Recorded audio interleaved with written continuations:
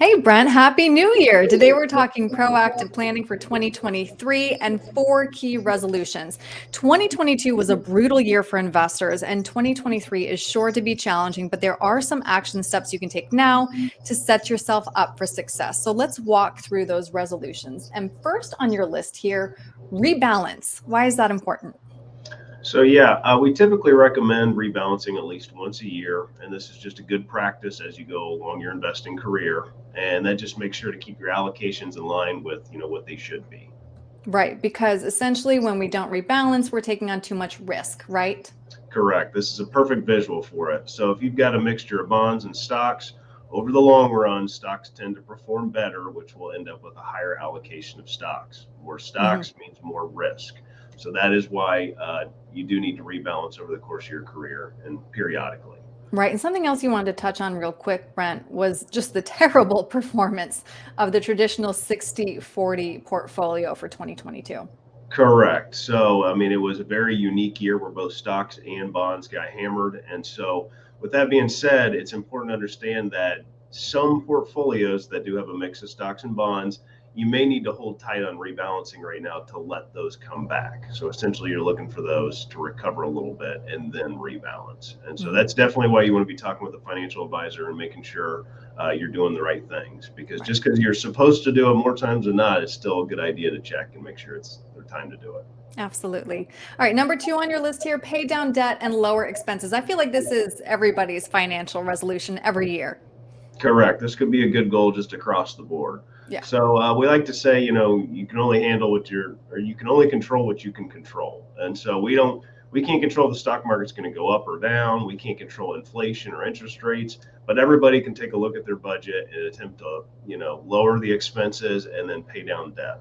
A great reason to pay down debt is because as the Fed increases the rates, that cost of debt is now more expensive. So credit cards become more expensive, auto loans, mortgages, that's all expensive.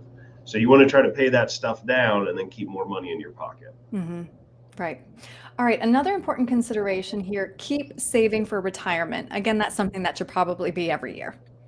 Correct. So, I mean, this is something that no matter what point in your career, you should be doing this. So fresh out of college or fresh out of high school, just start. And then as you get later on in your career, keep increasing that amount.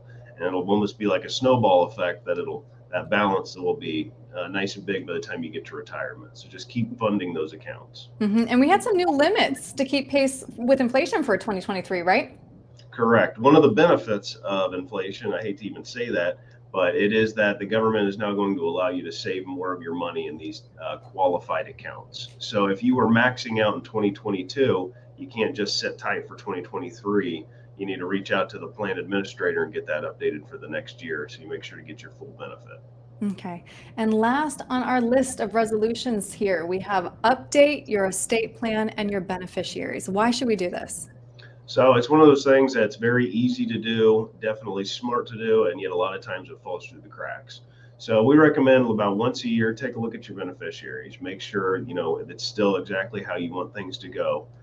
And so, did you have a child this year or a new grandchild that you want to leave a piece to? Things like that to look at.